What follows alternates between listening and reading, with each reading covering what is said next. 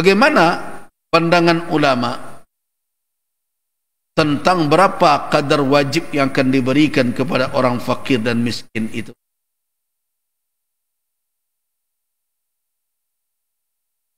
Yang pertama sekali yang penting dulu diperhatikan, tugas utama dari amil zakat,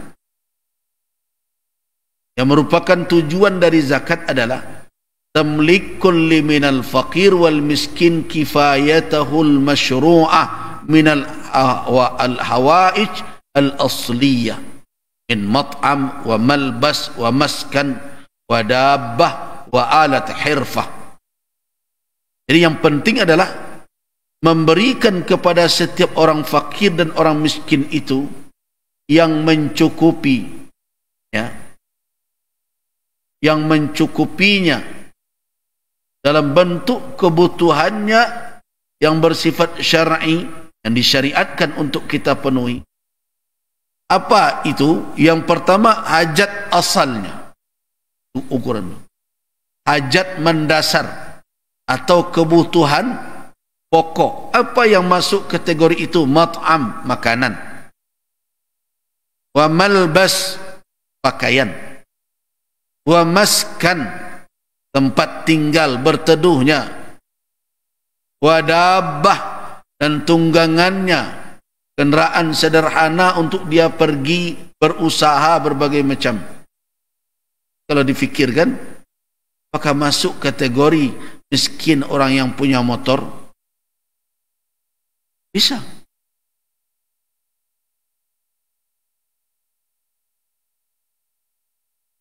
Kadang dia pergi ke suatu tempat untuk mencari nafkah. Kalau dia jalan kaki dari pagi, siang baru sampai. Balik berikut siang, jam beranya kepulang. Itu termasuk kepada hajat asalnya, kebutuhan mendasarnya. Dan termasuk alatu hirfah, alat dia untuk bekerja. Apa yang menjadi keahlian dia? Apa yang menjadi keahlian dia? Dan apa alat yang dia butuhkan untuk menjalankan profesinya?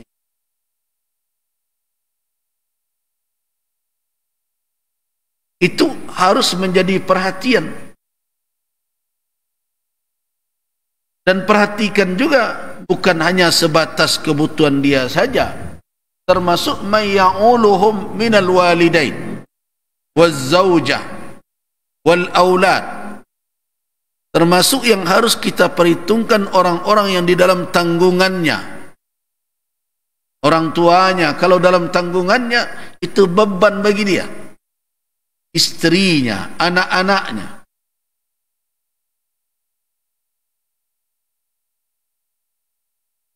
Tapi ingat, setelah kita cari tahu bahwa orang itu membutuhkan, tentu harus dibuktikan bahwa benar orang tersebut berhak. Kenapa untuk sekarang pembuktian itu penting? Karena berbeda dengan zaman dahulu. Kalau dahulu tingkat wara' orang, tingkat qanaah, termasuk tingkat malu bagi orang dahulu begitu besar. Hal ini berbeda. Kalau urusan ke menerima, urusan ke menerima bagian, orang lupa melihat dirinya. Hilang rasa malu sebagian. Kadang orang yang mampu antri untuk mendapatkan yang bisa jadi itu bukan haknya. Perhatikan itu. Dan diingat betul-betul, jangan sampai zakat itu diberikan kepada orang yang kaya, orang yang mampu, kecuali kalau dia menerima bukan dengan alasan kefakiran dan kemiskinan.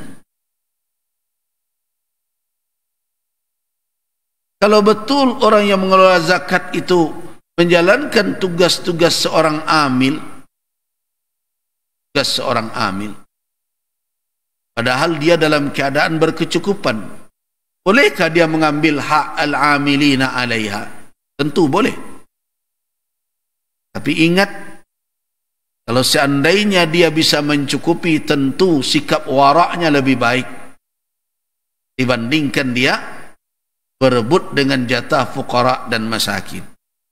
Nah, karena itu ditambah lagi dengan peringatan, jangan sampai zakat diberikan kepada orang kuat yang tidak mau berusaha, walaupun dia dalam kategori miskin, walaupun dia dalam kategori fakir. Kenapa? Karena kemiskinan dia dan kefakiran dia. Jadi orang yang malas, orang tidak mau bekerja, kenapa tidak diberikan zakat? Walaupun dia masuk, setelah diteliti, masuk kategori fakir, masuk kategori miskin. Karena orang seperti ini bertolak belakang kondisinya dengan keadaan dan maksud dari syariat zakat itu sendiri. Syariat zakat itu adalah untuk menanggulangi orang-orang yang bertakwa kepada Allah Subhanahu wa taala, untuk menghindari fitnah dari kefakiran dan kemiskinan.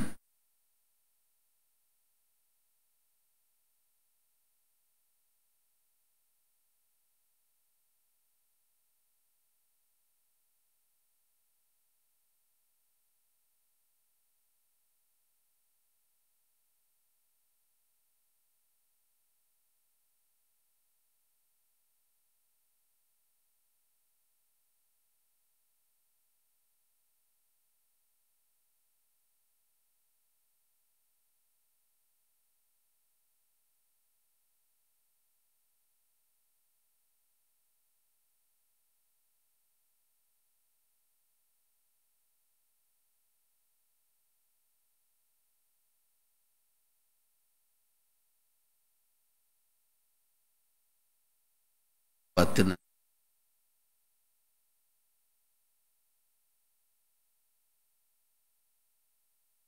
Orang tidak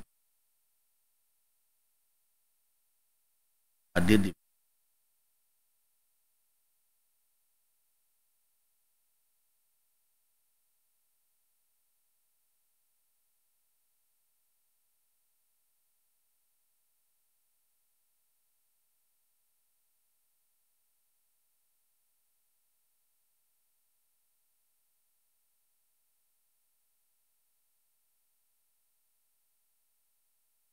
Kenapa orang-orang yang bermalas-malasan,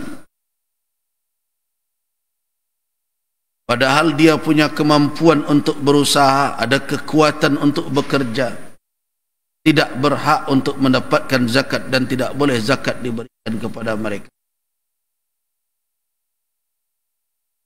Karena orang yang seperti ini tidak akan terwujud maksud dari zakat apabila diberikan kepadanya. Kenapa? Karena dia hanya akan mengandalkan pemberian. Sedangkan zakat itu bertujuan ighna'ahu, membuat dia berkecukupan. Kalau dia tidak mau berusaha, hanya mengandalkan pemberian, maka sekali dia tidak mendapatkan, dia akan tetap berada dalam keadaan berkebutuhan terus. Jadi tidak ada zakat itu tujuannya untuk memelihara kefakiran, untuk mempertahankan kemiskinan. Karena itu qawiyun muktasib, orang kuat yang bisa berusaha, tetapi dia mengidap penyakit malas dan bermalas-malasan, tidak berhak untuk diberikan. Kecuali kalau memang dia tidak berusaha karena hambatan, misalnya tidak punya modal atau tidak punya fasilitas untuk bisa melakukan aktivitas kegiatan ekonomi, usaha untuk memutu, silahkan diberikan kepadanya modal yang sesuai, yang mencukupkannya. Dengan itu dia bisa mengelola kehidupan. Nah, berarti kalau kita perhatikan petunjuk yang seperti itu, maka jelas bahwa orang fakir dan miskin itu adalah dua kelompok yang lebih diutamakan terlebih dahulu di dalam pengelolaan untuk mendapatkan kebutuhan mereka. Kenapa? Karena tujuan utamanya adalah ighna'ahum, membuat mereka cukup sehingga mereka tidak mendapatkan fitnah yang jahat, yang buruk. Dapat fitnah dari apa? Dari kondisi keadaan ekonomi mereka. Makanya Nabi SAW berselindung dari syarri fitnatil faqr, dari buruknya fitnah kefakiran. Nah, berarti batasan 1/8 itu tidak ada dalilnya di dalam syarak. Jadi walaupun ada asnaf 8 kelompok, jadi tidak ada ukuran batasan mesti mendapatkan 1/8 masing-masing orang. Jadi apa ukuran yang diperoleh oleh masing-masing kelompok, fakir, miskin, amilin dan lain-lain itu? Hajat, kondisi dan keadaan kebutuhan mereka. Kondisi dan keadaan kebutuhan mereka. Jadi tidak mesti harus 1/8 amilin, 1/8 muallaf, 1/8 ini. Bisa jadi dalam suatu kondisi dan keadaan fuqara dan masakin banyak. Maka pada waktu itu harus ada kebijakan membuat pembagian zakat itu lebih besar untuk itu. Sekarang Bapak dan Ibu jemaah rahimakumullah, kalau kita melihat kondisi dan keadaan, sebenarnya jumlah fuqara dan masakin hari ini kemungkinan besar bertambah kalau kita melihat di lapangan. Dan itu tidak akan bertahan lama. Orang perhatikan, saya melihat orang-orang yang berjualan sekarang bagaimana menurunnya omset mereka. Dan saya dapat laporan di beberapa tempat, di pasar-pasar dan mungkin juga di Awukun, ada banyak kadang toko yang tutup dan sewa di sana, toko sudah mulai menurun berbagai macam karena pasar yang lesu dan sebagainya. Ini adalah suatu pertanda atau suatu isyarat bagi kita semua agar lebih menata kehidupan masa mendatang. Orang-orang yang punya tanggung jawab zakat harus memperhatikan lebih jauh apa kondisi yang akan terjadi. Walaupun hari ini mereka belum jatuh ke dalam kefakiran dan kemiskinan, tapi kalau kondisi begini terus, kan bisa jadi modal yang tergerus, jual beli tidak meningkat, ekonomi gerak semakin lesu. Jika saya tanyakan ke beberapa pedagang, apakah ini akibat dari online? Kawan-kawan yang mengelola jual beli online juga tidak meningkat. Nah, kira-kira demikian adanya, berarti sebenarnya barangkali uang yang tidak ada di tangan. Bisa jadi apakah karena sudah menumpuk di brankas para koruptor sehingga tidak lagi ke pasar? Allahu a'lam. Ini bisa menjadi bom waktu suatu saat. Bisa jadi orang-orang yang melihat ekonomi melalui angka-angka statistik dan berbagai macam menganggap bahwa ekonomi kita meningkat, naik, tapi kita yang hidup di tengah masyarakat melihat lima meningkat juga. Pusing kita. Saya pernah bertanya kepada salah seorang pakar ekonomi, kenapa yang kita rasakan di lapangan itu berbeda dengan angka yang tampil ini meningkat pertumbuhan ekonomi? Mereka katakan, salah seorang dari pakar itu katakan, Buya tahu enggak, orang melihat peningkatan ekonomi itu dari belanja, Buya. Semestinya mereka lihat dari pemasukan. Kalau dari belanja, apalagi kalau belanja itu dilihat ukurannya ketika hari raya. Kalau di hari raya kok diukur ekonomi dengan kadar belanja orang, kok yakin ekonomi kok meningkat. Kenapa? Karena di hari raya kok ado ndak ado paduan. Makanya beliau katakan sekali-sekali, coba ukur ekonomi ini dari pemasukan orang, dari uang yang didapat oleh orang. Kalau dari belanja, apalagi kalau diukur Lebaran, Ramadan, daripada anak menangi kok perlu lain dijual berbelanja-jualnya tu.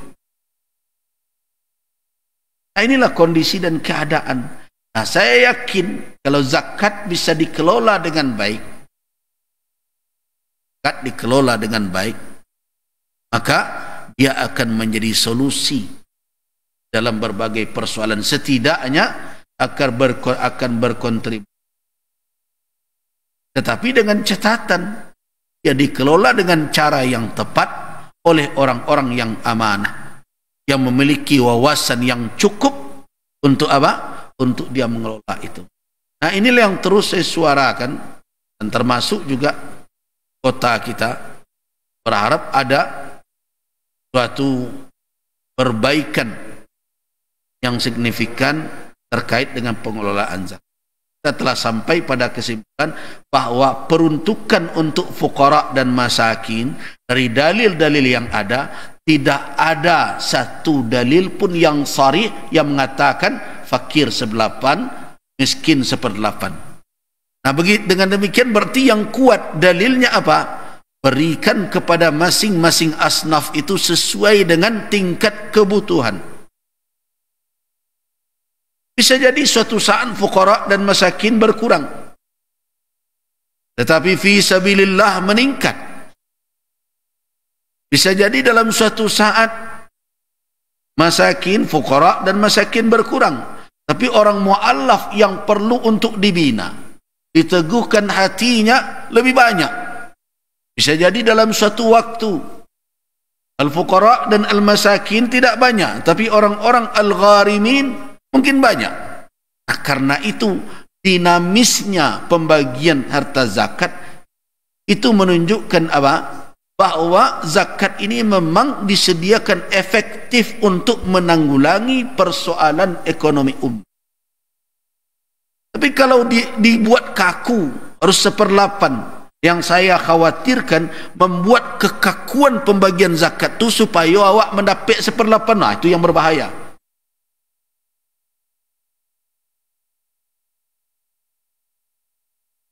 Yang sengaja membuat kaku, itu kan 8 kuah, berarti 1/8. Ketika ditanya, di mangko 1/8 dalam Al-Quran? Adakah as-sumun angka 1/8 dalam hadis? Sedangkan di dalam dalil-dalil kita bisa menangkap maksud dari zakat ighna'ahum, membuat mereka menjadi cukup. Nah, karena itu apa yang menjadi ukuran di dalam pembagian adalah hajat, kebutuhan. Jadi buat syariat zakat itu menjadi dinamis seperti itu, sehingga dia menjawab tantangan sesuai dengan situasi dan kondisi. Jangan berusaha mempertahankan 1/8, apalagi na'udzubillah, bukan menuduh siapa-siapa, tetapi na'udzubillah kalau mempertahankan 1/8 itu supaya jatah 1/8 masuk loh bagian awak. Baik, kita cukupkan dahulu hari Jumat.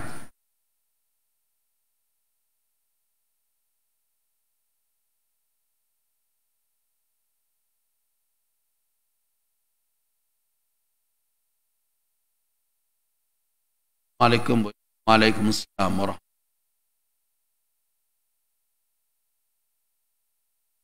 Ukuran fidyah sebenarnya telah dijelaskan oleh syariat. Ukuran fidyah itu adalah nisfu sa'.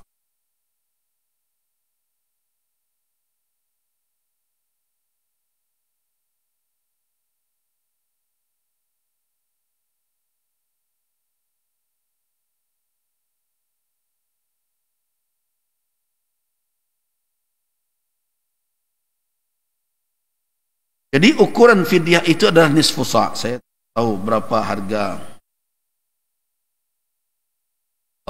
beras hari ini. Sa' itu adalah hanya begitu. Nanti dikonversi saja ya dengan harga beras. Nah, fidyah itu adalah separuh dari fitrah. Kalau fitrah itu kan sa', satu sa' dari gandum. Kalau kita bawakan konversinya kepada beras, dikiaskan karena sama-sama qut, sama-sama makanan pokok, maka dibayarkan sa'. Satu sa' beras. Berapa sa' itu? Para ulama berbeda pendapat dalam mengkonversi sa' di masa Nabi itu, sa' takaran itu, dengan kilo yang ada pada kita hari ini. Ada yang menetapkan bahawa ia lebih kurang 2,7 kilogram. 2,7. Dan ada yang menetapkan sampai 3 kilo. Nah, kalau kita takdirkan 2,7 atau ada yang mengatakan 2,5, 1 kilo itu 1 liter itu berapa kilo? Berapa? 1 kilo 2/4 liter. 1 kilo 2,25. Nah, kalau ditetapkan ada yang membulatkan menjadi 3 kilo, maka jadilah dia lebih kurang 3/3 liter dari situ. Jadi pembulatan dari 3 kilo. Kalau seandainya ukuran itu diambil, tapi di dalam berbagai fatwa ulama dikatakan adalah 2,7, 2,66 sekian setelah diukur sa' itu kilonya. Nah, berarti diperkirakan fidyah yang dibayar setiap hari itu adalah separuh dari itu, nisfu sa'. Apakah mesti pakai lauk? Tidak. Kan fatwa yang kita dengar selama ini kok dapat. Nah, ya tidak, hukum asalnya adalah nisfu sa', separuh dari fitrah yang dibayarkan. Jadi kalau fitrah misalnya, ini fitrah misalnya, berapa sekarang kalau ditetapkan 3, berapa 1 liter sekarang? Bareh nan sedang lah. Bareh Solo kok mahal mana? 15.000 sekilo. Kalau 2,5 berarti 3, 2,6, 30, kemudian separuh ya 38, ya taruhlah 40.000.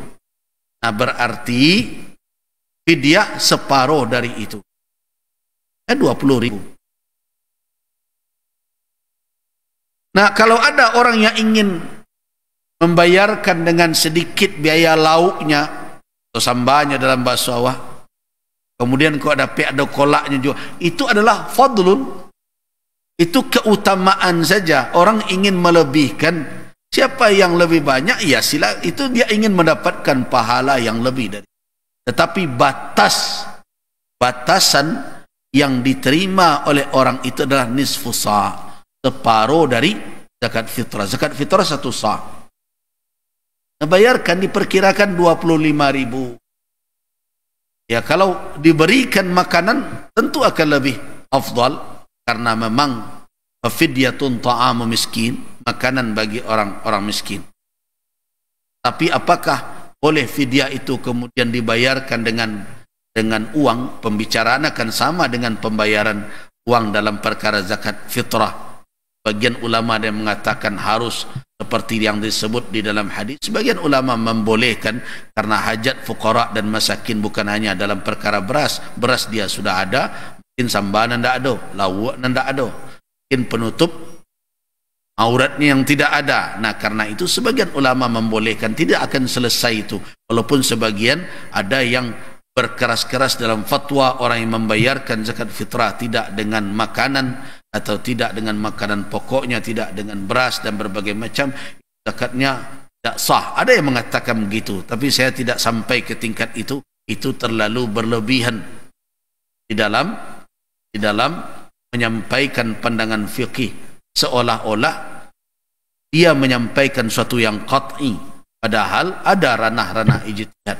Walaupun tentu kita berpendapat afdal kalau seandainya diberikan langsung dalam bentuk makanan, afdal, karena di samping mengamalkan maksud, juga mengamalkan apa yang zahir pada nas.